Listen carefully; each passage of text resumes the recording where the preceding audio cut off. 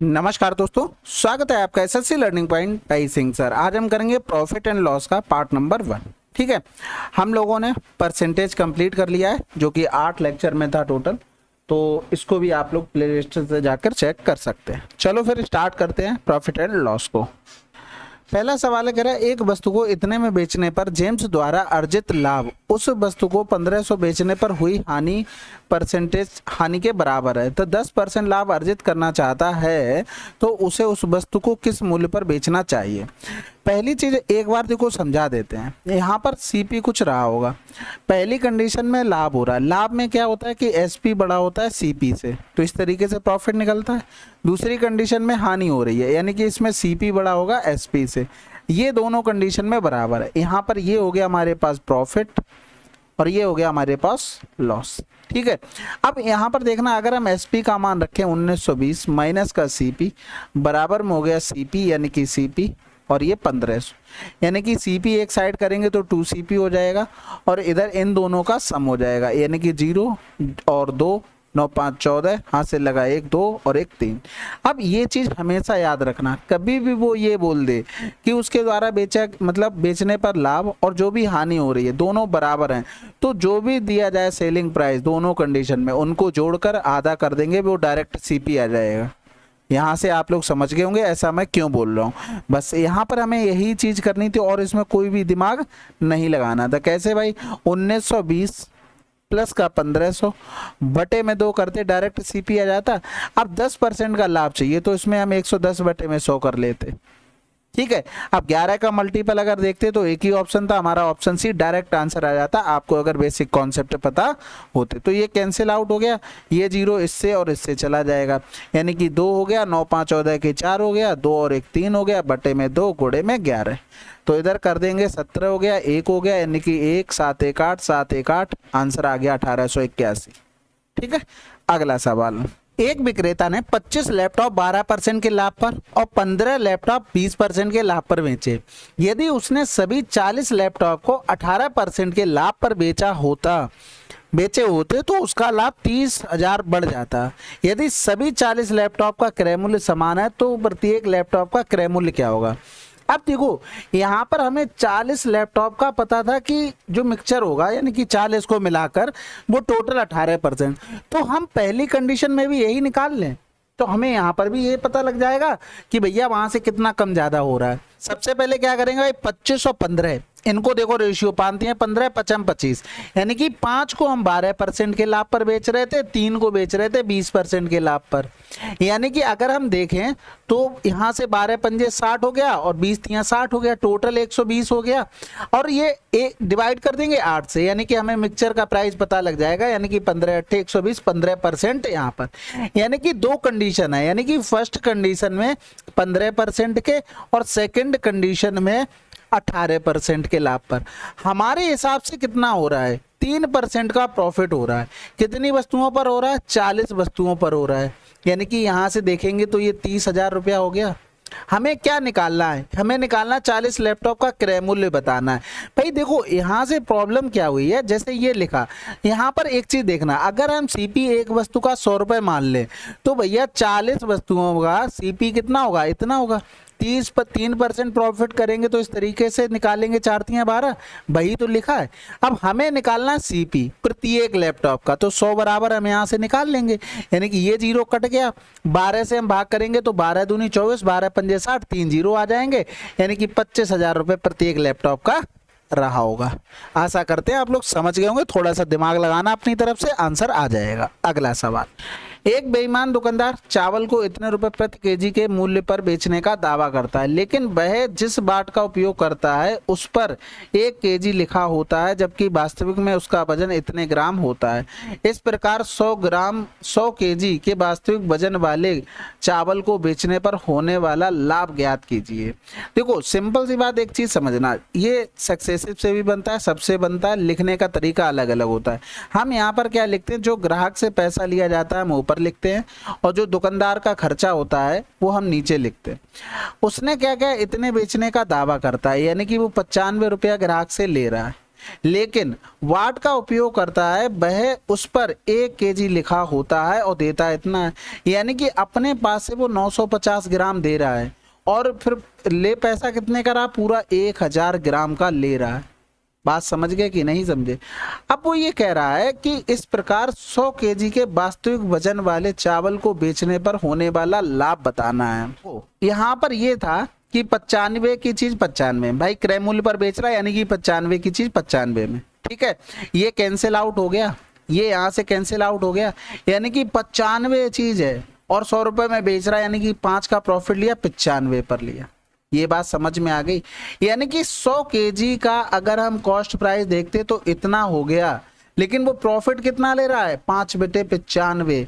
तो 5/95 ये cancel out, यानी कि 500 रुपए का प्रॉफिट ले रहा है। नहीं समझ में आया? देखो एक बार और समझ लो भाई, उसने पहले बोला है कि 95 रुपए प्रति केजी क्रय मूल्य पर बेचने का दावा करता है, यानी कि 95 की वो खरीद कर लाया, 95 रुपए ग्राहक से ले रहा है, ठीक है। लेकिन वेट की बात करें, पैसा तो वो 1000 ग्राम का ले रहा है, 1 kg का मतलब 1000 ग्राम, और लेकिन अपने पास से 950 ग्राम दे रहा है। तो इस पूरी कंडीशन में जो हमें प्रॉफिट बना वो 5/95 है। ये प्रॉफिट है, परसेंटेज में नहीं निकाला है, 5/95 प्रॉफिट है, ठीक है।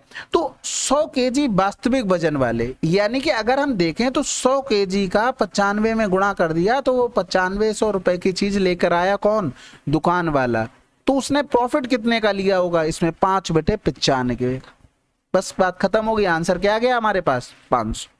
अगला सवाल, एक बेईमान दुकानदार अपने सामान को लागत मूल्य पर बेचने का दिखावा करता है, लेकिन एक गलत वजन का उपयोग करता है जिस पर 984 ग्राम लिखा होता है, लेकिन वास्तव में इसका वजन बहुत कम होता है। इस झूठे वजन का उपयोग करके दुकानदार को वास्तव में 23% का लाभ होता है। उपयोग किए गए वजन का वास्तविक मान क्या है? देखो यहाँ पर क्या हुआ, ये शॉपकीपर की बात हो गई, ग्राहक यानी कि कस्टमर की बात हो गई। उसने क्या कहा, भाई अगर 1 रुपए की खरीद के लाए हो तो हम 1 रुपए का ही बेचेंगे, बहुत बढ़िया बात है। लेकिन वो क्या कह रहा था, कुछ बेट रहा होगा, 984 ग्राम लिखा होता है, लेकिन वास्तव में इसका वजन बहुत कम होता है। यानी कि ग्राहक से पैसे 984 ग्राम, क्योंकि जो हम जैसे हम गए दुकान पर, हमें जो लिखा होगा वजन वही तो दिखाई देगा, 984 ग्राम। अब वो कितना दे रहा है वो हमें नहीं पता, वो दे रहा था केवल x ग्राम। अब ये जो टोटल हम सॉल्व करेंगे तो यहाँ पर कुछ प्रॉफिट वगैरह निकलेगा, वो था 23% का प्रॉफिट। कहने का मतलब है अगर शॉपकीपर 100 की चीज ला रहा है, 123 में वो हमको चेपे दे रहा है, यानी कि वो प्रॉफिट ले रहा है। तो यहाँ पर ये पूरा बन गया, इसी को सॉल्व कर लो, आंसर आ जाएगा। तो इस तरीके से आपको करनी है। तो ये सबसे पहले आपको साफ साफ दिख रहा होगा, ये 8 बार यहाँ से कैंसिल आउट हो जाएगा, यानी कि x बराबर 800 ग्राम, यानी कि 984 ग्राम दिखाकर वेट और दे हमको कितने ग्राम रहा, 800 ग्राम की चीज दे रहा है। बस अगला सवाल, एक खुदरा विक्रेता अपने माल पर 25% की व्यापारिक छूट के बाद पहले से ही छूट वाले मूल्य पर 8% की नगद छूट देता है और फिर भी क्रय मूल्य से इतने % के बराबर शुद्ध लाभ अर्जित करता है। माल का अंकित मूल्य उसके क्रय मूल्य से कितने % अधिक रखा गया है? सिंपल है भाई, छूट हमेशा मार्क प्राइस पर, 25% की छूट दी तो 75% रह गया, 8% की और छूट दे दी तो 92% रह गया, और ये बराबर होगा सीपी पर। भाई ये बन गया क्या, छूट देने के बाद सेलिंग प्राइस। सीपी पर भी हम अगर एक प्रॉफिट हम ऐड कर दें तो ये क्या बन जाएगा, सेलिंग प्राइस। अब इसी का हमें निकालना था बस, यानी कि ये कैंसिल आउट हो गया, इधर करेंगे 25 या 75, 25 चौकू 100 हो गया। फिर इधर ये पॉइंट इधर नीचे कर लो, इधर कर लिया। अब 7 2 9 3 से कट जाएगा, तो 3 त्रिका 9, 3 नेम 27, 3 एकम 3 हो गया। फिर यहाँ से बचा है ये 4 दूनी 8 हो गया, 4 तियाँ 12 हो गया। फिर करेंगे तो 23 एकम 23 हो गया, 23 सत्ते 161 होता है, ठीक है। तो और कुछ बचा है, बस खत्म हो गया। नीचे एक 10 था ना, उसमें MP अपॉन में CP बराबर में 17 बटे में क्या हो गया 10। भाई कितना अधिक किया है, 7 किससे, 10 से गुणे में 100, यानी कि आंसर क्या आ गया 70%। अगला सवाल, एक वस्तु को 28% के लाभ पर बेचा जाता है यदि क्रय मूल्य में 50 रुपए की वृद्धि और विक्रय मूल्य में 18% की कमी की जाती है तो लाभ परसेंटेज इतना होगा, वस्तु का मूल्य क्रय मूल्य क्या होगा। देखो हमने माना कि सीपी, पहले इसको देख लो, 28% मतलब हो गया 4 सत्ते 28, 4 दूनी 8, 4 पंजे 20, यानी कि सीपी और एसपी का रेशियो बनाए। अगर सीपी हमने मान लिया कि 25x है तो ये भैया 7 एक्स्ट्रा होगा, यानी कि ये कितना होगा, ये 32x होगा। अब सिंपल देखना भाई, यहाँ पर सीपी हमने लिख लिया नीचे 25x, ऊपर लिख लिया हमने एसपी यानी कि 32x। अब वो कह रहा था 50 की वृद्धि क्रय मूल्य में, भाई 50 की वृद्धि कर दी और 18 की कमी कर दी, भाई 18 की कमी कर दी, किसमें, सेलिंग प्राइस में, बस खत्म हो गया। फिर कह रहा था इतने का लाभ होता है, यानी कि अगर 100 की चीज रही है तो 111.6 हो जाएगा प्रॉफिट में। कहने का मतलब है सीपी तो हमने नीचे लिखा है, एसपी ऊपर लिखा है। अगर सीपी 100 होता तो प्रॉफिट के बाद हम इतने में बेचते, पॉइंट हटाकर इधर 0 बढ़ा लिया। अब यहाँ पर क्या बचा है, केवल कैलकुलेशन का खेल बचा है। कैलकुलेशन से आप जितनी जल्दी कर लेंगे उतनी जल्दी आंसर आ जाएगा, इसमें मैं भी कुछ नहीं करवा पाऊंगा। अब यहाँ पर 1000 को काटो नहीं, डायरेक्ट गुणा करो, यानी कि 32 के इंटू में x, या तो 1000 लिख लो, x माइनस का 18,000 और बराबर में हो गया 25 छक्का 150 हो गया, हासिल लगा 15 हो गया, 25 से कम 25 15 40 हो गया, 25 से कम 25 4 29 हो गया, 25 से कम 25 2 27 हो गया और प्लस में 0 5 छक्का 30 हो गया, 5 एकम 5 3 8 हो गया, 11 पन्ना 55 हो गया। अब यहाँ पर ये था इसके साथ x में, x वाले टर्म एक तरफ कर लेते हैं, घटाई लेते हैं डायरेक्ट, 0 हो गया 0 हो गया, 10 से 9 गया 1 हो गया और 11 से 7 गया तो 4 हो गया, यानी कि ये आ गया। और ये 18,000 इधर चला जाएगा, जुड़ जाएगा 0 0 और इधर 8 हो गया, 8 5 13 के 3, हासिल लगा 1 2 और 5 2 7 हो गया। सही किया ना, हाँ ठीक है। तो x बराबर में ये 2 0 से 0 कैंसिल आउट, 738 अपॉन में क्या हो गया 41। अब यहाँ पर साफ साफ दिख रहा होगा 18 से ये कैंसिल आउट हो जाएगा। अब हमें निकालना था 25x का मान, 25 गुणे में 18, 18 पंजे 90, 18 दूनी 36 और 9 45, यानी कि 450 आंसर। कैलकुलेशन का खेल था, बाकी आसान था। अगला सवाल, किसी पुस्तक के अंकित मूल्य पर 10% की छूट देने पर एक पुस्तक विक्रेता को 20% का लाभ प्राप्त होता है। यदि छूट को बढ़ाकर इतना कर दिया जाए तो वस्तु विक्रेता को कितने % के लाभ प्राप्त होगा। अब यहाँ पर कुछ चीज बता रहे हैं, वो चीज आपको डायरेक्ट याद रखनी है। कैसे, मार्क प्राइस और कॉस्ट प्राइस कभी भी इस तरीके से लिखा हो, 10% की छूट, छूट किस पर दी जाती है, मार्क प्राइस पर। यानी कि आप मॉल जाते हैं तो उस पर जो रुपए लिखे होते हैं, टैग लगा होता है, तो फिर क्या करते हैं, उसी पर तो छूट देखते हैं। तो ये 10% की छूट है ना, जो हमेशा आ जाएगी सीपी के नीचे। जो भी प्रॉफिट होगा वो मार्क प्राइस के नीचे, डायरेक्ट रेशियो। होता कैसे भाई, मार्क प्राइस पर हमने छूट देखी तो वो 10% की थी, 90 रह गया, यानी कि ये सेलिंग प्राइस बन गया। कॉस्ट प्राइस पर अगर हम प्रॉफिट ऐड कर देंगे जो कि एक 20% का है तो 120 हो गया, दोनों सेलिंग प्राइस बराबर। ये परसेंटेज से परसेंटेज कैंसिल, एमपी अपॉन में सीपी बराबर क्या हो गया 120 बटे में 90। तो ये डायरेक्ट रेशियो लिखना आना चाहिए, इस पर सवाल आएंगे, मैं डायरेक्ट लिखूंगा, ये चीज आप ध्यान रखना, ठीक है। यहाँ पर अगर लॉस होता तो हम लॉस करके यहाँ पर लिख देते 80 लिख देते एमपी के नीचे, ये चीज ध्यान रखना।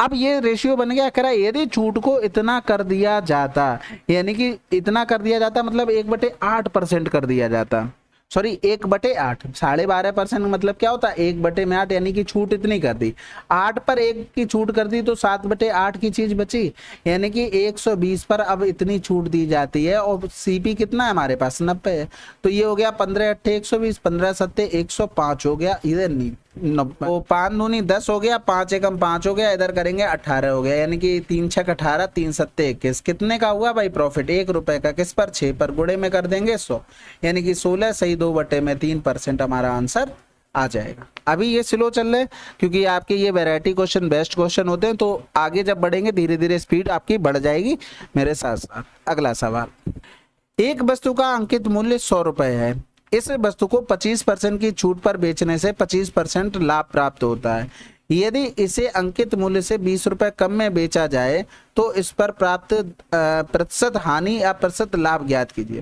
देखो 25% की छूट पर बेचने पर 25% का लाभ, डायरेक्ट रेशियो बनाएंगे, एमपी और सीपी, ये 125 हो गया और छूट वाला इधर आ जाएगा, यानी कि 75 हो गया। ये हमारे हिसाब से रेशियो बन के आए हैं, यानी कि 25 तिया 75 हो गया, 25 पंजे 125। अंकित मूल्य दिया कितना था 100 रुपए, यानी कि 20 गुना हो रहा, तो इसका भी 20 गुना कर देंगे तो 60 रुपए हमारे पास क्या हो गया, कॉस्ट प्राइस हो गया। क्वेश्चन में हमें दिया था अंकित मूल्य, करा यदि इसे अंकित मूल्य से 20 कम में बेचा जाता है, यानी कि अगर हम 20 कम में बेचते तो हमें 80 में बेचना पड़ता, तो लाभ कितना हो रहा भाई, 20 रुपए का लाभ हो रहा है। किस पर हो रहा, 60 पर, गुणे में 100 हो गया, यानी कि 33 से 1/3% का हमें क्या होता, प्रॉफिट होता। लॉस वाले तो एक भी हो नहीं सकते। अगला सवाल, एक व्यक्ति ने 2 रुपए में 3 सेब और 1 रुपए प्रति सेब की दर से सेब की 2 किस्में खरीदी, यानी कि उसने 2 रुपए में 3 सेब खरीदे, 1 रुपए में 1 सेब की दर से 2 किस्में खरीदी, 1 रुपए प्रति सेब की दर, ठीक है।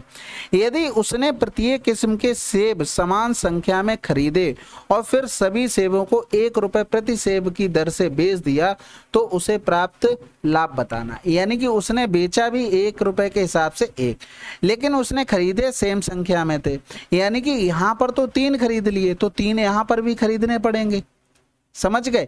अब उसने खरीदे कितने, टोटल 6 खरीदे हैं, तो बेचेगा कितना भाई, 6 ही बेचेगा, यानी कि यहाँ पर भी 6 का गुणा हो जाएगा।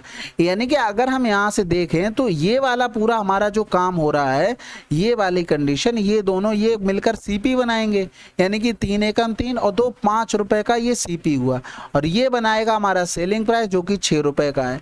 तो कितने का प्रॉफिट लिया, 1 रुपए का, ठीक है। ये क्या हो गया, ये प्रॉफिट हो गया।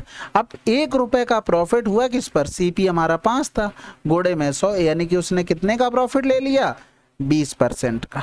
अगला सवाल, एक व्यक्ति ने 50 दर्जन केले एक निश्चित धनराशि में खरीदे, वह 5 दर्जन केलों को खराब हो जाने के कारण बेच नहीं सका। उसने अच्छे केलों का 2/3 भाग 20% प्रति दर्जन के लाभ पर और शेष अच्छे केलों को 5% प्रति दर्जन के लाभ पर बेचा। पूरे सौदे में उसकी हानि या लाभ परसेंटेज बताना है। अब देखो, यहाँ पर भी दर्जन लिखा है, यहाँ पर भी दर्जन लिखा है, यहाँ पर भी दर्जन लिखा है, यहाँ पर भी दर्जन। दर्जन से हमें अब कोई मतलब नहीं, अगर 1-2 जगह नहीं लिखा होता तब मतलब होता। हमने मान लिया कि वो 50 केले लाया खरीद कर, एक केले का प्राइस 100 रुपए था, ये सीपी मान लिया, ठीक है। तो टोटल हमारे खर्च कितने हुए, 5000 रुपए, यानी कि टोटल सीपी हुआ। अब इसमें से 50 में से 5 केले खराब हो गए, अब बचे कितने हमारे पास, 45। 45 में से भैया वो 2/3 की बात कर रहा है, यानी कि 30 केलों की बात कर रहा है। अब इसमें से बचे कितने हैं भाई, 15 केले इधर बचे। अब अगर हम देखें तो भैया 30 किलो का अगर सीपी की बात करें तो 100 का गुणा कर देंगे, क्योंकि एक केले का सीपी हमने 100 माना है, तो ये सीपी हो गया। अगर दूसरे में करेंगे तो ये भी सीपी हो गया। 20% का प्रॉफिट होता है, अगर 100 पर 20% प्रॉफिट का देखेंगे तो कितना प्रॉफिट होगा, 20 रुपए का, यानी कि 20% का। तो इसमें हमें 20% का प्रॉफिट हुआ और इसमें हमें 5% का प्रॉफिट हुआ। हम डायरेक्ट प्रॉफिट एंड लॉस ही चाहिए हमको, हम उसी पर काम कर रहे हैं। तो यहाँ पर 30 दूनी 60 हो गया, यहाँ पर करेंगे तो 15 × 75 हो गया। अब ये 100 काटा पीटी कर रहे हैं ना, ये की नहीं जाती है। 30 गुणे में 20 डायरेक्ट 60 आता, 15 गुणे में 5 डायरेक्ट 75 आता। अब यहाँ पर हम अगर देखें तो टोटल हमें प्रॉफिट कितना हो गया, ये 600 होगा, ये टोटल प्रॉफिट हो गया 675। लेकिन भैया हमें कुछ नुकसान भी हो गया था, हमें इन 5 केलों का ये नुकसान हुआ है। नुकसान कितने रुपए का हुआ है, 5 केले, एक का सीपी 100 है, यानी कि 500 रुपए का हमें ये नुकसान हो गया। यानी कि ये प्रॉफिट था और जो 5 केलों का नुकसान हुआ है ये नुकसान वाले हैं भाई। तो इनको अगर हम हटा देंगे तो भैया बचा कितना, 175। ये प्रॉफिट हमारे पास लास्ट में बचा आकर। बस अब सवाल में खत्म हो गया। कैसे खत्म हो गया भाई, कर लो यहाँ पर 175 बटे में टोटल सीपी हो गया 5000 गुणे में 100, ये कैंसिल आउट हो गया। 5 × 15 = 25 हो गया, पॉइंट लगा देंगे, यानी कि इतना क्या हुआ, ये प्रॉफिट हुआ। ठीक है, इसमें स्टेप्स कटिंग कर सकते हो भाई, ये ज़्यादा चीज़ें लिखी नहीं जाती हैं। आपने इतना लिख लिया, फिर ये आपको ये 30 और 15 ओरल निकाल लेना था कि 45 का ये कितना आएगा, 15 बचा, और 30 गुणे में 20, 15 गुणे में 5, इस तरीके से। लेकिन होगा तभी जब आप अच्छी खासी प्रैक्टिस कर लेंगे। अगला सवाल, ए बी को एक वस्तु 16% के लाभ पर बेचता है, बी इसे सी को 15% की हानि पर बेचता है और सी इसे डी को 20% के लाभ पर बेचता है। यदि सी और ए द्वारा अर्जित लाभ के बीच अंतर इतना है तो बी को हुई हानि ज्ञात कीजिए। अब देखो सी और ए के लाभ के बीच अंतर चाहिए, तो सबसे पहले ए बी सी और डी। ए का अगर देखें तो 100 से 116 में बेचा, यानी कि अगर हम यहाँ पर प्रॉफिट की बात करें तो ए का प्रॉफिट कितना आ गया, ए का प्रॉफिट आ गया 16 रुपए। ठीक है, अब यहाँ से क्या बी से सी के 15% की हानि पर, यानी कि 116 गुणे में 85। तो भैया हमें जो निकालना है वो यही तो निकालना, बी की हुई हानि। यानी कि अगर हम इसकी बात करें तो हमें निकालना है 116 का 15% का मान, ये हमें फाइंड करना है। ये तो बात समझ गए। अब वो कह रहा था सी के लाभ निकालना है, उसमें अंतर चाहिए।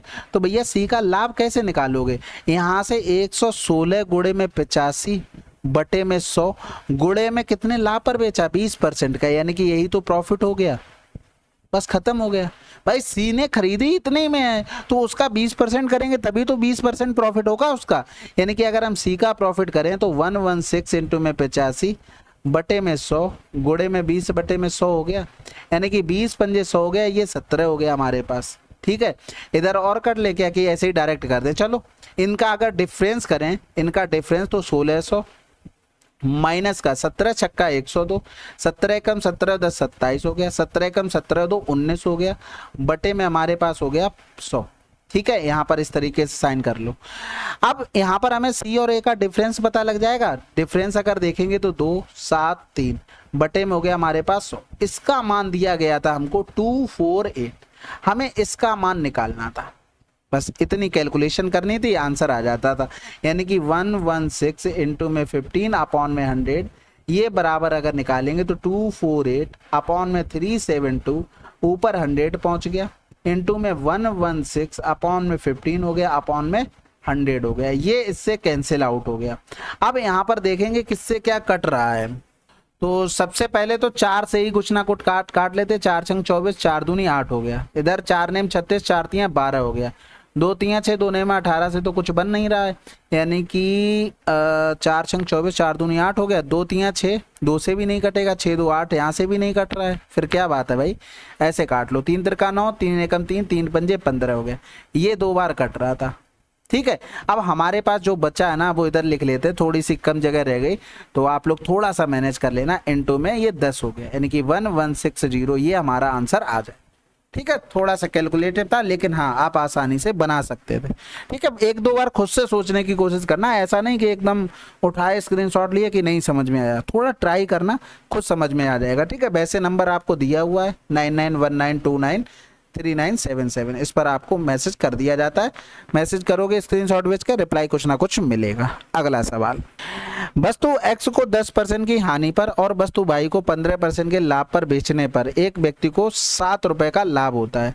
यदि उसने वस्तु को x को 12% के लाभ पर, वस्तु y को 5% के लाभ पर बेचा होता, उसे 10 रुपए का लाभ हुआ होता। x और y के मूल्य क्रय मूल्यों का योग क्या होगा। देखो x का हमने प्राइस मान लिया कि 100 रुपए है, 10% की हानि यानी कि 10% की हानि करेंगे तो ये माइनस का साइन हो गया, फिर बाई को उसने 15% के लाभ पर तो प्लस का साइन लगा दिया, ये बराबर में 7 रुपया हो गया। दूसरी कंडीशन में x को 12% के लाभ पर, फिर बाई को हमने मान लिया 5% के मान क्या लिया दिया गया है बराबर में 10 रुपए। x का प्राइस 100 रुपए मान लिया है, बाई का प्राइस 22 रुपए, तब ये कैलकुलेशन हम कर रहे हैं। ठीक है, हमें क्या चाहिए, दोनों के क्रय मूल्यों का योग चाहिए। तो भैया यहाँ पर हमें परसेंटेज दिए गए थे, तो परसेंटेज अगर हम इसका परसेंटेज हटा दें तो ये 100 हो जाएगा, इसका परसेंटेज हटा दें तो इधर 1000 हो जाएगा। अब यहाँ पर हमें मान निकालने पड़ेंगे, तो सबसे पहले तो 15 5 20 ये 22 हो जाएगा, इसमें गुणा कर दो पूरे में 3 का, इसमें गुणा कर दो पूरे का, इसमें गुणा कर दो किसी का भी नहीं, इसमें 3 का कर दो। अब यहाँ से देखो पूरा लिखना नहीं है, आपने गुणा किया तो ये 3 इसमें गुणा हो जाएगा, 12 3 36 हो गया, 36 और ये हो जाएगा माइनस माइनस और माइनस। ठीक है, ये वाला कैंसिल आउट हो जाएगा क्योंकि 3 का गुणा करके 5 3 15 बना लिया और ये भी 15 था हमारे पास। अब ऐसा नहीं है कि हम एक इक्वेशन और लिखें, इतना टाइम नहीं है भाई। ठीक है, 12 3 36, 36 में 10 जोड़ दिया यानी कि माइनस का 46 पर आ गया, परसेंटेज तो हम काट ही चुके हैं। इधर किया तो ये 3000 हो गया, 700 और था, यानी कि हमारे पास 3000 से 700 का डिफरेंस करेंगे यानी कि 2300 हो गया, यानी कि ये x का मान आ गया। तो यहाँ पर माइनस ये भी है तो ये कैंसिल आउट हो गया, ठीक है, यानी कि x बराबर में कितना आ गया, 500 रुपये आ गए। अब कुछ बचा सवाल में? कुछ भी नहीं बचा, किसी में एक में भी मान रख के आप निकाल लो दूसरे का भी। ये 500 नहीं 50 आएगा, ठीक है। ऑप्शन देखो कहाँ योग करके कहाँ ले जाएंगे। तो ये माइनस का 50 गुणे में 10% था, 10 लिख लो, 22 गुणे में 15 था, बराबर में 700 हो गया, यानी कि 500 उधर पहुंच जाएगा तो 22 गुणे में 15 1200 हो गया, और 22 बराबर में 15 8 120 हो गया। दोनों को जोड़ देंगे 130 हमारा आंसर आ जाएगा, ठीक है।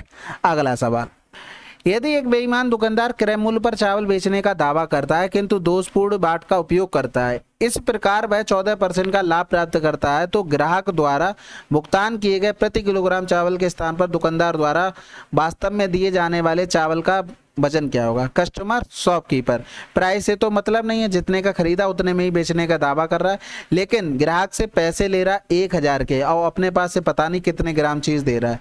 प्रॉफिट हुआ 114 का, यानी कि 100 की चीज वो 114 है। बस खत्म हो गया सवाल, इसमें गुणा भाग करना है बस। तो यहाँ पर कर लेंगे 2 पंजे 10, 2 सत्ते 14, 2 पंजे 10 हो गया, यानी कि x बराबर जब हम लिखेंगे तो ये हो जाएगा 50,000 बटे में 57, 50,000। अब यहाँ पर निकटतम बताना, तो हमें कुछ नहीं करना, हमें ऑप्शन का सहारा लेना, हमारा आंसर आ जाएगा। सबसे पहले ऑप्शन में 8 लिखें तो 8 का गुणा करो, 8 सत्ते 56 हासिल लगा 5 हो गया, 8 पन्ना 40 और 5 45, 4 बचा, उतारा लिया 0। दूसरे नंबर पे ऑप्शन में सबसे बड़ा लिखा 8, भैया देखो 440 से 456 बड़ा, ये नहीं हो सकता। 7 का देखेंगे, 7 पंजे 35, ये हो सकता है। 7 का फटाफट गुणा, 49 हासिल लगा 4, 7 पंजे 35 और 4 39, 440 से छोटा आ गया, आंसर लगा दो। अपनी तरफ से दिमाग नहीं लगाना, पता लगे भाग किए जा रहे हो। ऑप्शन किस लिए दिए, हम उनका यूज करके भाग कर लिए। अगला सवाल, एक दुकानदार को पता चला कि जब वह एक किस्म के चावल को 50 रुपए प्रति केजी की दर से बेचता है तो उसे 20% की हानि होती है, और जब वह एक अन्य किस्म के चावल को इतने केजी की दर से बेचता है तो 20% का लाभ होता है। यदि वह उन्हें इतने के अनुपात में मिलाने के बाद 64 रुपए प्रति केजी की दर से बेचता है तो उसका कुल परसेंटेज लाभ बताइए। तो सबसे पहले तो हम प्रॉफिट लॉस तभी बता पाएंगे जब हमें सीपी पता हो। पहली कंडीशन में भाई देखो 80% बराबर हमको 50 दिया था, हमें 100% बराबर निकालना पड़ेगा, तो हमें सीपी पता हो जाएगा, यानी कि 50 यानी कि 5 बटे में 8 कर लेंगे और गुणे में हो गया 100, ऐसे ही रहने देते हैं, ठीक है। दूसरी कंडीशन में 120 बराबर हमें दिया है 72, हमें 100 बराबर निकालना है, तो ये 12 छंग 72, 0.6 गुना दिया हुआ, तो इसका 0.6 गुना करेंगे तो 60 हो गया सीपी ये। यानी कि अगर हम देखें तो 8 सत्ते 56, ये भी आ जाएगा पूरा, इसको भी ऐसे कर लो, 8 छंग 48 होगा, 8 दूनी 16, 8 पन्ने 40। अब यहाँ पर हमें एवरेज प्राइस निकालना पड़ेगा, क्योंकि यहाँ पर हमें दिया गया था सेलिंग प्राइस, तो सेलिंग प्राइस पे जाने के लिए ऐसे कोई एलिगेशन तो लगा नहीं सकते। कहने का मतलब है 3 का हमें दिया गया था 62.5 और 2 का हमें दिया गया था 60 रुपए, यानी कि अगर हम देखें इनका निकालते हैं प्राइस, 3 पंजे 15, 3 दूनी 6, 1 7, 3 छक 18, इधर किया तो 6 दूनी 12, 120, यानी कि 7 8 2 10 की 0 हासिल लगा, 1 2 और 1 3 हो गया, और इधर 0.5। अब ये 1 केजी का कितना बनेगा, जाके 5 का भाग कर दिया तो 5 छक्के 30 हो गया, ठीक है, 5 छक्के 30, 5 एकम 5 बच गया 2 और 5 25, यानी कि इतना बना जाके, ये बना क्या जाके, ये मिक्सचर का सीपी बना जाके। तो 61.5 की चीज बेच रहा है 64 रुपए में, यानी कि अगर रेशियो बनाए तब ठीक है, क्या छोड़ दो। यहाँ से देखेंगे तो 10 से 5 गया तो 5 हो गया, 3 से 1 गया 2 हो गया, इतने का प्रॉफिट हुआ, यानी कि 2.5 का प्रॉफिट हुआ किस पर, 61.5 पर, गुणे में 100, पॉइंट से पॉइंट चला गया, ठीक है। इधर करेंगे तो 55 25 हो गया, इधर करेंगे तो 12 पंजे 60, 5 15 हो गया, यानी कि 500 बटे में 123 आया। अब यहाँ पर भी कैलकुलेशन है, अब हम इधर भाग कर देते हैं भाई, 500 में हमें 123 से भाग करना है, ठीक है, ये कैलकुलेशन हम यहाँ से इधर कर रहे हैं। अब यहाँ पर सबसे पहले ऑप्शन देखो, सबसे बड़ा 5 लिखा है तो 12 पंजे 60, 50 से बड़ा हो गया, यानी कि 2 ऑप्शन तो कैंसिल आउट हो गए। 4 का करेंगे तो 4 तियां 12 हो गया, और 12 चौक 48 एक 49, 10 से 2 गया तो 8 हो गया, और 9 से 9 गया तो 0 हो गया, ठीक है। पॉइंट लगाया 0 बढ़ाया, भाई कहीं भाग गया ही नहीं। इसका मतलब क्या है, 0 आना चाहिए था। अब 0 आने के लिए यहाँ पर तो नहीं पहुंचेंगे, आंसर लगा दो 4.1, यानी कि राउंड ऑफ करके लिखा गया है, ठीक है। अगला सवाल, एक डीलर एक वस्तु को उसके अंकित मूल्य पर 16% की छूट देने के बाद इतने में बेचता है। उसने कोई छूट की पेशकश नहीं की होती तो वह वस्तु के लागत मूल्य पर 28% का लाभ अर्जित करता है।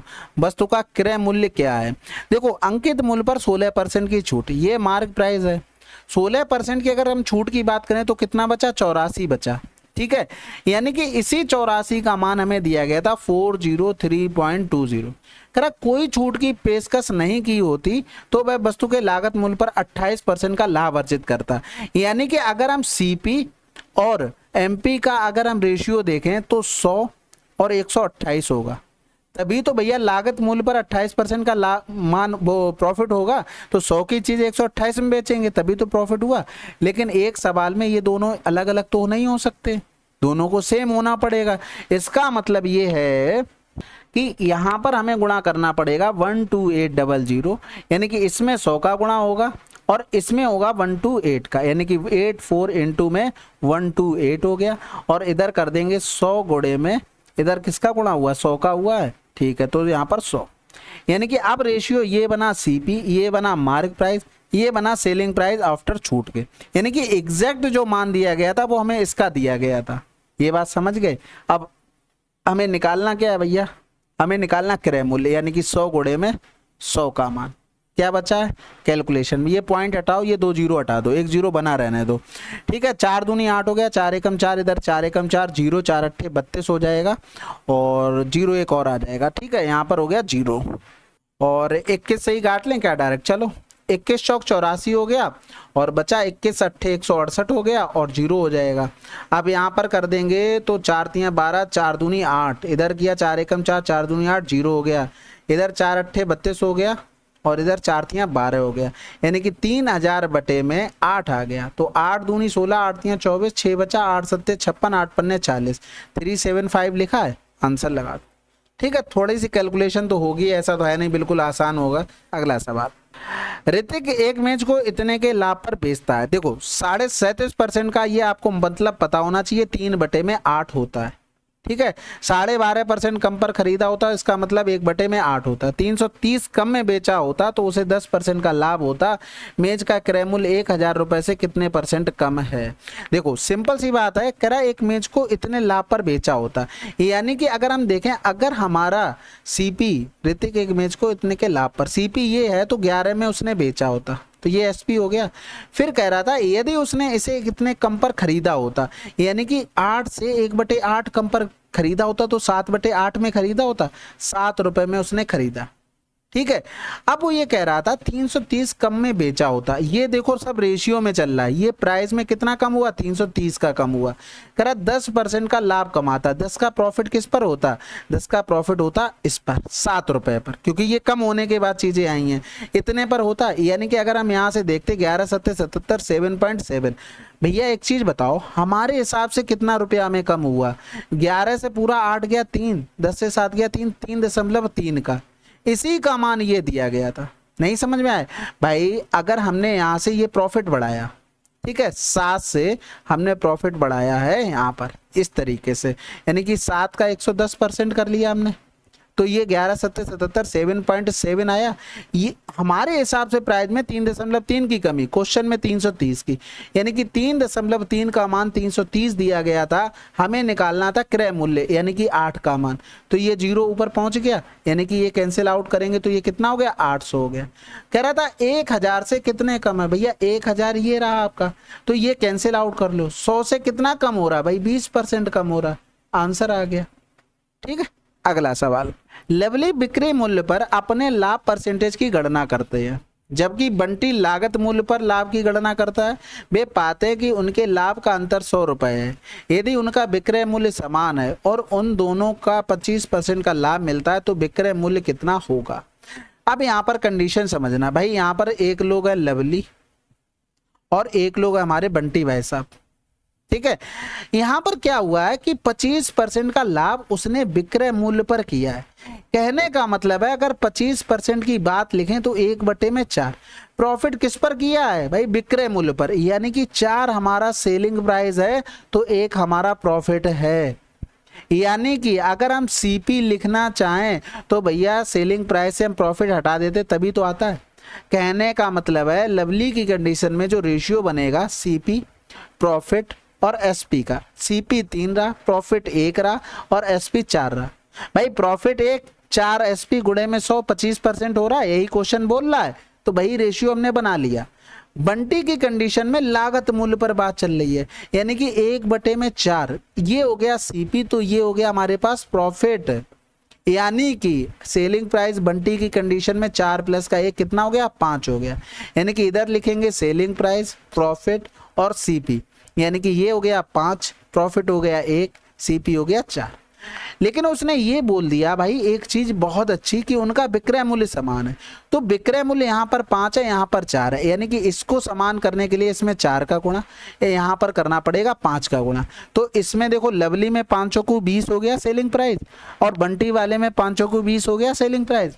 बस कह रहा था उनके लाभ का अंतर 100 रुपए है। यहाँ पर अगर हम प्रॉफिट देखें तो कितना है 5 है, यहाँ पर अगर हम प्रॉफिट देखें तो कितना है भैया 4 है, क्योंकि 4 का गुणा 1 में कर दिया, इसमें 5 का गुणा 1 में कर दिया। हमारे हिसाब से अंतर 1 का है, 1 बराबर में 100 दिया गया था। विक्रय मूल्य यानी कि 20 बराबर पूछा था, आंसर हो जाएगा हमारे पास 2000। आशा करते हैं आप लोग समझ गए होंगे। अगला सवाल, एक दुकानदार खरीदते और बेचते समय 10% की सीमा तक धोखा देता है, जबकि उसे अंततः पकड़ा गया और दंडित किया गया, तब तक उसका लाभ कितने % था। अब यहाँ से समझो, देखो कोई भी वस्तु थी, मान लो 100 थी, कुछ मेजरमेंट रहा होगा, उसका प्राइस 100 रुपये था, यानी कि उसका जो सेलिंग प्राइस था दुकानदार बेच रहा था, वो उसने बेचते समय क्या किया, वो 90 रुपये का लेके आया, यानी कि एक का प्राइस 90 है, तो इसका मतलब जो वो खरीद के लाया है तो 100 गुणे 90 में खरीद के लाया है। अब ये हो गया हमारे पास उसके हिसाब से कॉस्ट प्राइस, लेकिन उसने जब बेचा इसको तो 110 रुपये में बेच दिया, ठीक है, तो 100 का गुणे में 110, ये टोटल क्या हो गया, ये हो गया हमारे पास सेलिंग प्राइस हो गया। अब यहाँ से ये कैंसिल आउट हो गया, यानी कि इधर अगर हम देखेंगे तो ये 9 रेशियो में 11 हो गया। प्रॉफिट कितने का ले लिया 2 रुपए का, किस पर 9 में, गुणे में कर देंगे 100, तो 9 दूनी 18, 2 बच गया, फिर 9 दूनी 18, फिर 2 बच गया 22, सही, 2/9% आंसर आना चाहिए। अब इसी चीज को यहाँ पर समझ गए तो आप इस तरीके से सवाल को करना है, कैसे 100 की चीज है, उसने बेईमानी की तो वो 90 में खरीद के लाया इतने में, और जब बेच रहा था तो उसने 10 बढ़ाकर बेच दिया। अब यहाँ से ये कैंसिल आउट हो गया, प्रॉफिट ले लिया उन्होंने कितने 2 रुपए का, बटे में 11 गुणे में 100, ये हो गया। अब इन्होंने यहाँ पर क्या किया, इन्होंने फार्मूले के हिसाब से कर दिया। कैसे कर दिया भाई कि 10 प्लस का 10 और प्लस में 10 गुणे में 10 बटे में 100, ठीक है। अब यहाँ से क्या हो गया 21% आ गया। अब एक चीज बताओ, ये फार्मूला जब लगता है कि यहाँ से हमने कोई चीज बढ़ाई, फिर इस पर हमने कुछ छूट दे दी, उसके बाद इसी से कंपेयर करना पड़े, समझ रहे हो ना बात को। अब यहाँ पर क्या हुआ है कि उसने मान लो ये 100 रुपए की चीज थी, खरीद के लाया 90 में और फिर इसको बेच रहा है 110 में, तो भैया इससे कंपेयर कहाँ होगा, अब इन दोनों का कंपेयर चल रहा है, इसका मतलब ये इस तरीके से नहीं हो सकता था, लेकिन उन्होंने 21% आंसर दे दिया, ठीक है। तो ये चीज आप लोग ध्यान रखना। अगला सवाल करते हैं, 15% और 12% की क्रमिक छूट देने के बाद भी वस्तु की बिक्री पर 10% का लाभ था। अंकित मूल्य का वस्तु के क्रय मूल्य से अनुपात क्या होगा। भाई इतनी छूट देने के बाद, छूट हमेशा मार्क प्राइस पर पता होगी, 15% की छूट दी तो 85%, 12% की छूट दी तो 88%, और ये बन गया सेलिंग प्राइस। अगर हम क्या करते हैं कॉस्ट प्राइस पर प्रॉफिट ऐड कर देते तो ये भी सेलिंग प्राइस, इन्हीं का रेशियो पूछा था, सॉल्व कर लो बस, ठीक है। तो यहाँ पर 11 एकम 11, 11 अट्ठे 88 हो गया, 2 चौकू 8 हो गया, 2 पंजे 10 हो गया, इधर कर देंगे तो ये हो जाएगा 17, ये 5 दूनी 10 हो गया, 4 पंजे 20 हो गया, यानी कि MP अपॉन में CP, 25 बटे में 17 आंसर। अगला सवाल, अनीसा ने एक टीवी को उसके आरंभिक विक्रय मूल्य के 45वें भाग पर खरीदा और फिर उसे उसके आरंभिक विक्रय मूल्य से इतने अधिक पर बेच दिया। अनीसा का लाभ परसेंट यहाँ पर सही कर लेना, 4/5वें भाग पर खरीदा। तो देखो स्टार्टिंग सेलिंग प्राइस हमने मान लिया कि 5 था, ठीक है। अब यहाँ पर उसने जो खरीदा है उसके लिए सेलिंग प्राइस हो गया 4/5 करेंगे 5 का, तो 4 में खरीदा। अब उसने इसको बेचा है 4% अधिक पर, बस खत्म हो गया सवाल, ये 4 हो गया। इनका रेशियो बना लेते तो ये 5 दूनी 10 हो गया, ऐसे ही रहने दो चाहे, तो यहाँ पर कर लें क्या, 4 दूनी 8, 4 छंग 24 हो तो गया, 20 से बना लो, 6 पे बढ़ गया बटे में 20 गुणे में 100, यानी कि 20 पंजे 100, 30% हमारा प्रॉफिट रहा। ठीक है, अगला सवाल, एक कुर्सी को 5% की हानि और मेज को इतने के लाभ पर बेचने पर व्यक्ति को 300 रुपए का लाभ होता है। वह कुर्सी को 5% के लाभ पर मेज को इतने के लाभ पर बेचता है तो 180 रुपए का लाभ होता है। कुर्सी का वास्तविक लागत मूल्य क्या है? एक देखो वही सवाल है, सेम। कुर्सी को हम C मान लेते हैं और मेज का प्राइस हम M मान लेते हैं। 5% की हानि, तो 5% की हानि का मतलब माइनस, प्रॉफिट हो रहा है तो प्रॉफिट कर दिया, तो ये 300 रुपए का लाभ हो गया यहाँ पर। इधर करेंगे दूसरी कंडीशन में चेयर का 5% का लाभ, ठीक है, फिर 5% का मेज पे भी लाभ हो गया और ये बराबर हो गया 180। अब यहाँ पर देखो सिंपल सी बात है, ये परसेंटेज हम दोनों कंडीशन से हटा देते हैं, तो ये दोनों कंडीशन से जैसे ही परसेंटेज हमने हटाया तो ये पहुंच जाएगा कहाँ पर? सामने, क्योंकि डिवाइड करना पड़ेगा 100 से, तो 100 से हम डिवाइड करेंगे तो वो इधर चिपका दे रहे हैं। हमें निकालना है कुर्सी का मूल्य, कुर्सी का निकालना है यानी कि मेज को हटाना पड़ेगा, तो इसमें हम कर देते हैं 3 का गुणा, और 3 का गुणा करते ही हमने कर दिया माइनस माइनस माइनस, यानी कि देखो मेज में अगर 3 का गुणा किया नीचे वाले में 15 बन गया तो ये कैंसिल आउट हो गया। इसमें किया तो 5 या 15, वो भी माइनस माइनस माइनस क्या हो जाएगा? प्लस, यानी कि माइनस का 5 या 15 5 20 C आ गया बराबर में। इधर हो गया 18 या 54, 54 से 30 माइनस करेंगे तो बचेगा 24, वो भी किसका बचेगा? माइनस का। कैंसिल आउट हो गया, C बराबर में 0 कैंसिल आउट हो गया, 1 2 एकम 2 2 दूनी 4, यानी कि 1200 आंसर आ जाएगा। लेकिन इसमें आंसर तो मिल नहीं रहा होगा, उसका रीजन आपको पता ही होगा, क्योंकि इंग्लिश और हिंदी में थोड़ा अलग लिखा है। यहाँ पर लिखा है एक्चुअल कॉस्ट ऑफ टेबल, यानी कि टेबल की, और यहाँ पर कुर्सी की बात कर दी। ये कौन सी बात हुई भाई? मेज का निकालना था हमें, तो हमें अगर सही से हम देख लेते इंग्लिश वाला तो हम उसी पर काम कर लेते, हमें ये चेयर का निकालने की जरूरत नहीं पड़ती। अब निकाल लिया है तो भैया कर भी लेते हैं। चेयर का निकाला 1200, 1200 का 5%, 5 ही रहने दो, प्लस का 15 M हो गया, बराबर में ये हो गया 30,000। ठीक है, ये था हमारे पास माइनस का, तो 12 पंजे 60 36 हो जाएगा, यानी कि 15 M बराबर में 36,000 हो गया। तो M बराबर करेंगे 15 दूनी 30, 15 चौकू 60, ये 2400 हमारा मेज का प्राइस आ गया। ठीक है, अगला सवाल, एक वस्तु में से 1/3 को 15% के लाभ की दर पर बेचा जाता है, 1/4 को 20% की लाभ दर से बेचा जाता है और शेष को इतने की लाभ दर से बेचा जाता है। यदि कुल लाभ 62 रुपये अर्जित किया जाता है तो वस्तु का लागत मूल्य क्या है? बहुत आसान सवाल। देखो पहले तो 1/3 1/4 हमने टोटल वस्तुएं मान ली 12 और एक वस्तु का कॉस्ट प्राइस मान लिया 100 रुपये। ठीक है, समझ गए? यानी कि इसका 1/3 करेंगे तो ये 4 वस्तुएं हो गई, फिर इसका 1/4 किया हमने तो 3 वस्तुएं हो गई, और फिर हमने बची हुई वस्तुएं 4 3 7 5 हो गई। अब एक चीज बताओ, पहले को 15% के लाभ पर हमने सीपी तो 100 माना ना, 15% का अगर 100 पर लाभ देखेंगे तो 15 आएगा। एक करके दिखा देता हूँ। देखो 4 वस्तुएं थी पहली कंडीशन वाली, हमने अगर इनका सीपी लिखा तो 100 हो गया। 5 और अगर 15% का प्रॉफिट निकालना हो तो हम 15 का गुणा कर देंगे, तो 15 चौकू 60 आया। तो हम ये चीज़ डायरेक्ट कर सकते हैं ना, ये 15 हो गया प्रॉफिट, दूसरे को 20% लाभ, 20 का गुणा डायरेक्ट, फिर तीसरे को 24% लाभ तो 24 का गुणा डायरेक्ट। अब ऐसा नहीं करना है कि दूसरी कंडीशन में 3 गुणे में 100 ये सीपी हो गया, फिर 20% निकाल ले, वो तो कट ही जाना 100 से 100, तो पूरा नहीं लिखना है। 15 चौकू 60, 20 तियाँ 60 और 24 पंजे 120, सब प्रॉफिट है। ठीक है, तो 120 240, हमारे हिसाब से टोटल प्रॉफिट 240 है, लेकिन क्वेश्चन में टोटल प्रॉफिट 62 रुपये है। तो कह रहा तो वस्तु का लागत मूल्य क्या है? भाई हमें 100 का मान निकालना था, हमने 100 माना लागत मूल्य, तो ये तो 0 से 0 कैंसिल आउट हो गया, 2 पंजे 10, 2 एकम 2, 2 दूनी 4 हो गया, फिर 2 छक्के 12 हो जाएगा, 2 तियाँ 6, 2 एकम 2 हो गया। और तो इसमें से बनेगा, अच्छा टोटल पूछा होगा, देखो यहाँ पर लिखा नहीं वस्तु का लागत मूल्य पूछा, लेकिन टोटल पूछा होगा, तो 12 का गुणा और करेंगे, क्योंकि टोटल हमारे पास 1200 कॉस्ट प्राइस था। तो अब बन जाएगा 6 दूनी 12 करेंगे, 5 दूनी 10, 310 हमारा आंसर आ जाएगा। ठीक है, तो इस तरीके से आप फास्ट अप्रोच से कर सकते हैं, प्रैक्टिस करना, स्टेप्स कटिंग बहुत हो जाएगी इसमें। अगला सवाल करते हैं, एक वस्तु के अंकित मूल्य का क्रय मूल्य से अनुपात इतना, एक वस्तु का विक्रय मूल्य इतने रुपए है और दुकानदार अंकित मूल्य पर 25 और 10 की 2 क्रमिक छूट देता है, तो इस लेन देन के दौरान लाभ और हानि परसेंटेज बताना है। भाई इसका मतलब हमें इसकी कोई ज़रूरत नहीं पड़ेगी, ये तो फर्जी में दिया हुआ। हमने यहाँ पर 500 मान लिया मार्क प्राइस और कॉस्ट प्राइस मान लिया हमने 300। ठीक है, अब यहाँ पर 500 पर अगर छूट देंगे 25% का तो 3/4, 25 चौकू 100, एक भाई 25% का मतलब होता है 1/4, 4 से 1 की छूट दी, 3 बच गया। इधर 9/10, इसी तरीके से ये हो गया 300, हमें यहीं से डायरेक्ट कर लेना है। ये 0 से 0 कैंसिल आउट हो गया, इधर कर लेंगे तो ये हो जाएगा 50, यानी कि 0 5 छक्का 30, और इधर हो जाएगा 3 दूनी 6, और इधर हो गया 9 रेशियो में 4 दूनी 8।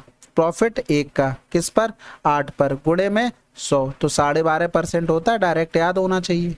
अगला सवाल, एक दूध वाला शुद्ध दूध में 10% पानी मिलाता है, लेकिन वह इससे संतुष्ट नहीं होता, इसलिए वह पिछले मिश्रण में से फिर से 10% और पानी मिलाता है।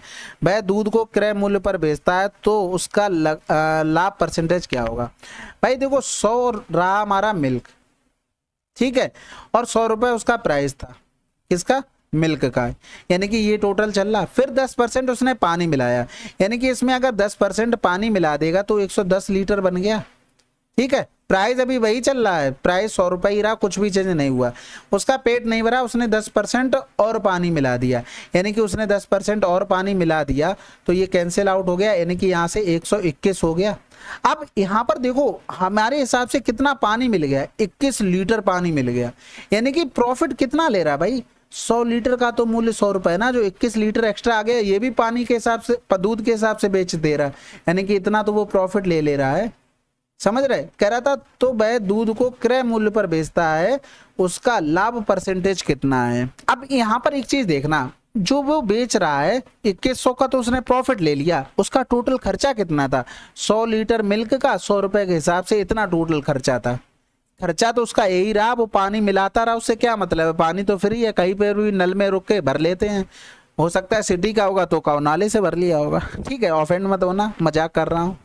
इनटू में 100% के लिए ये इससे कैंसिल आउट, ये इससे कैंसिल आउट, आंसर क्या आ गया, 21% आ गया। आसान सवाल था एकदम। 100 में हमने 10% पानी मिलाया तो 110 लीटर बन गया मिक्सचर, फिर उसमें 10 लीटर और मिला दिया, यानी कि 110%, यहाँ पर 110 कर लो, क्योंकि 10% बढ़ाया तो 110%, तो 121 लीटर हो गया, यानी कि 100 में 121 लीटर बन गया, 21 लीटर पानी मिल गया, यानी कि 21 गुणे में 100, क्योंकि पानी भी तो 100 रुपए के हिसाब से बेच रहा है ना मिलाकर, तो 2100 का टोटल प्रॉफिट, हमारा टोटल खर्चा 100 गुणे में 100, और प्रॉफिट परसेंटेज के लिए 100 का गुणा आंसर। अगला सवाल, टमाटर की 2 किस्में 2:3 के अनुपात में खरीदी जाती हैं, पहली किस्म का मूल्य दूसरी से 2 गुना है, ठीक है। दोनों किस्मों को मिश्रित किया जाता है, उन्हें इतने प्रति किलोग्राम के भाव में बेचा जाता है, परिणाम स्वरूप 25% का लाभ होता है। बेचने से पहले दोनों किस्मों का क्रय मूल्य ज्ञात कीजिए। भाई सवाल तो आसान है, देखो यहाँ से हम देखते हैं, अगर 25% का प्रॉफिट हो रहा है, यानी कि 125% का मान हमें दिया गया था 17.5, 100 बराबर निकालते, यानी कि मिक्सचर का कॉस्ट प्राइस आ जाता है। ये क्या था, ये सेलिंग प्राइस था, बेचने की बात कर रहा था। 100 बराबर निकालेंगे कॉस्ट प्राइस, यानी कि 17.5 बटे में 125, गुणे में हो गया 100, ये पॉइंट तो इससे चला गया, 25 सत्ते 175, 25 पंजे 125, यानी कि 70/14 हमारा यहाँ पर आ गया क्या, मिक्सचर का प्राइस आ गया। अब 2:3 के अनुपात में था, पहली किस्म का मूल्य दूसरी से 2 गुना था, यानी कि अगर ये 1 है तो ये 2 है, यानी कि अगर हम देखते 2 दूनी 4, 3 एकम 3, अब अगर हमें मिक्सचर का बनाना होगा तो भैया 4 3 7 बटे में टोटल कितना केजी था, इतना था, यानी कि ये 5 केजी, तो ये मिक्सचर का प्राइस हमारे हिसाब से क्वेश्चन में कितना निकला 14, क्योंकि भाई मिक्सचर का ही सेलिंग प्राइस दिया था, तो 100 बराबर निकालेंगे तो मिक्सचर का ही कॉस्ट प्राइस आएगा, हमारे हिसाब से 7/5, क्वेश्चन में 14।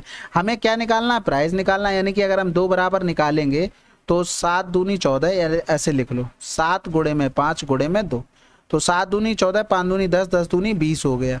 अब अगर हम निकाल लेंगे यहाँ से कितने बराबर, इधर ही कर लेते हैं 1 बराबर में, तो 14 बटे में 7 गुणे में 5, यानी कि कै रुपए आ गया, 10 रुपए, तो दोनों के प्राइस निकल आए। बस अगला सवाल, तो ये थे हमारे प्रॉफिट एंड लॉस का पार्ट नंबर 1, जिसमें 25 क्वेश्चन थे, काफ़ी अच्छे लेवल के थे, इसलिए इसमें कम ही कर रहे हैं, ठीक है। जैसे जैसे आगे बढ़ेंगे 50 कंटिन्यू कर देंगे, क्योंकि उसमें मिक्स क्वेश्चन होंगे, इजी भी होंगे, टफ भी होंगे। स्टार्टिंग में पिनेकल में थोड़े अच्छे लेवल के क्वेश्चन रहते हैं, तो इस हिसाब से हम लोगों ने 25 किए, ठीक है। अगर आप लोग कंप्लीट कर लेते हैं तो डन तो आपको लिखना ही है कमेंट बॉक्स में, कोई सजेशन हो तो वो भी कमेंट बॉक्स में लिखना है। मिलते हैं फिर अगले वीडियो में, तब तक के लिए जय हिंद, जय भारत।